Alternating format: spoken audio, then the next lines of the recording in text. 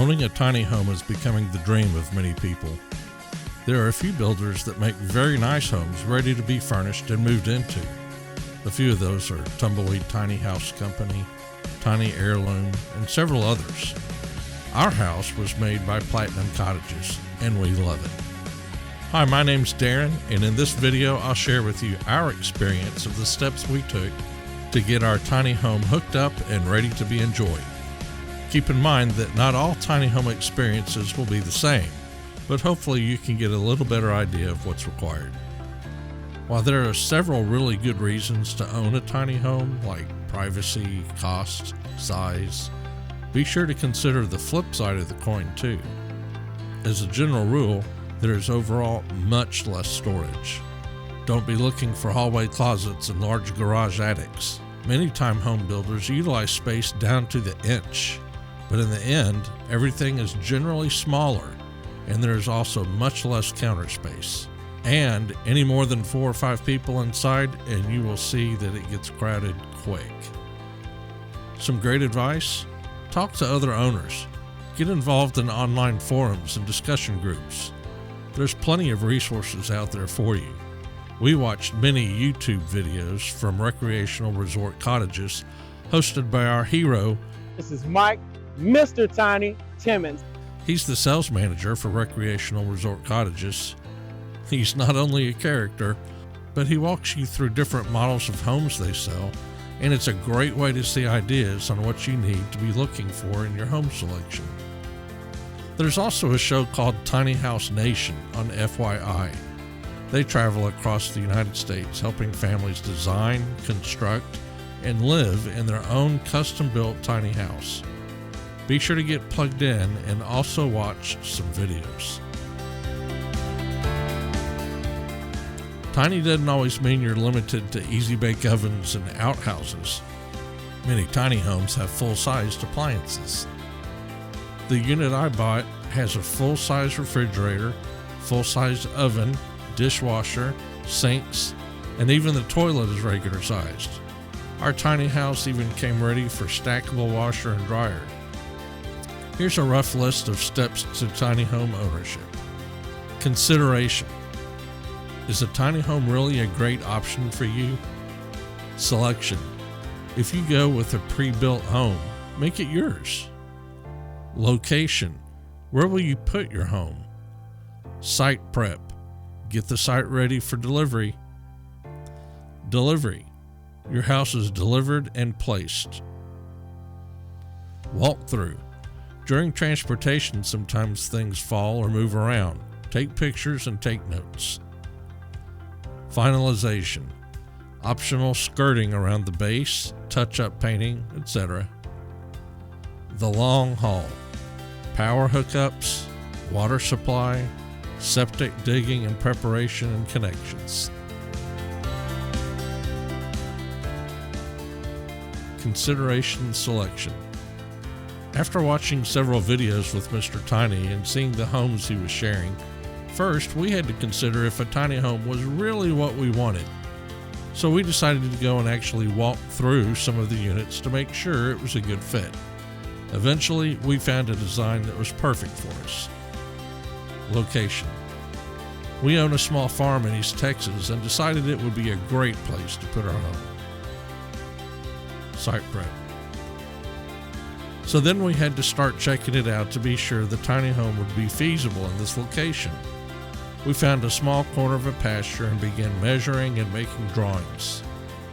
I also used some mobile apps so I would know where the sun would rise and set, and I also knew the exact degree to rotate the house.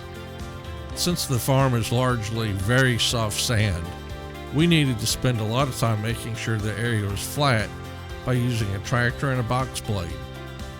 Then I contracted to have some select soil and crushed gravel delivered to form a foundation where the house would be parked. Once the material was dumped, we had to spread it out evenly and carefully. Delivery: finally, the site prep was done and our home arrived being towed behind a semi.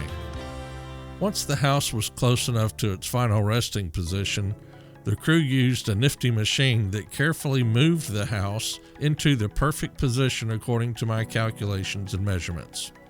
Okay, now we have a house sitting on our property and no power, no water, but it looked nice.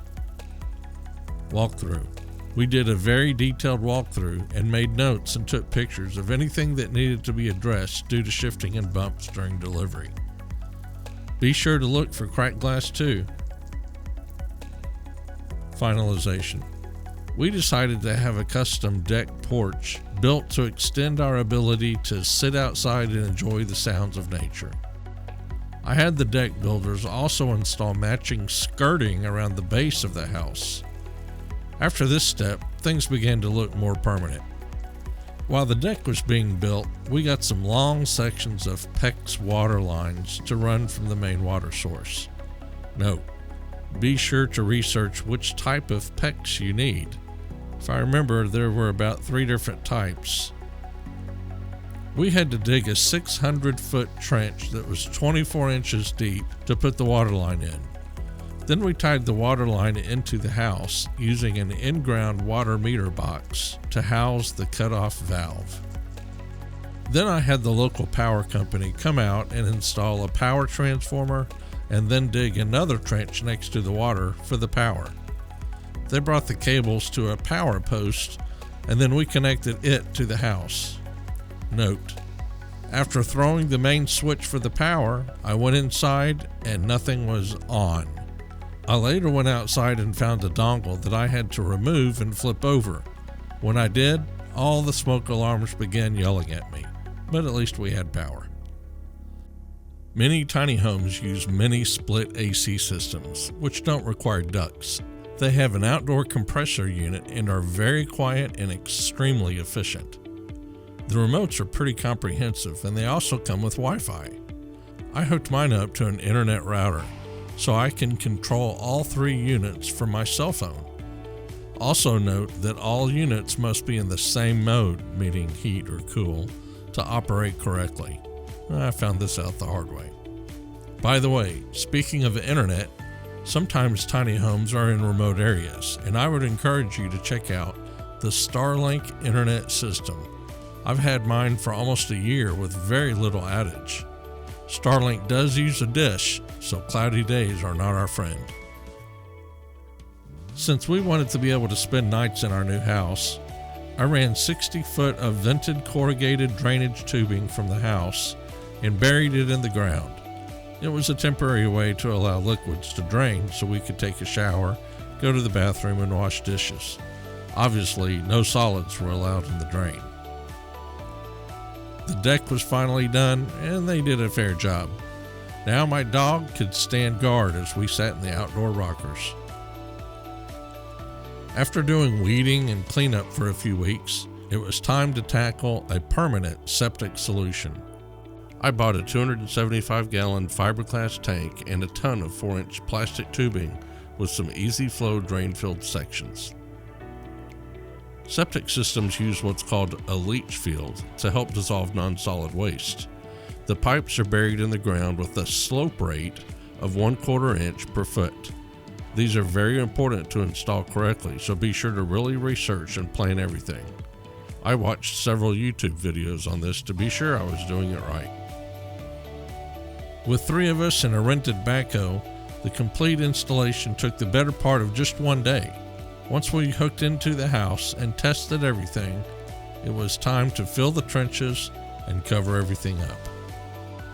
A few months later, we installed some seamless gutters on a few slopes with downspouts. I'll be installing a French drain system later on, and we're also having a garage installed next month. I'm pretty sure there's going to be a list of things to do for some time, but I wanted to share some of the main projects and steps we took to finalize the installation of our tiny home. If you're considering the very specific and unique tiny home lifestyle, whether it's just a getaway or a new primary home, I hope this video helps answer a few questions you might have been asking.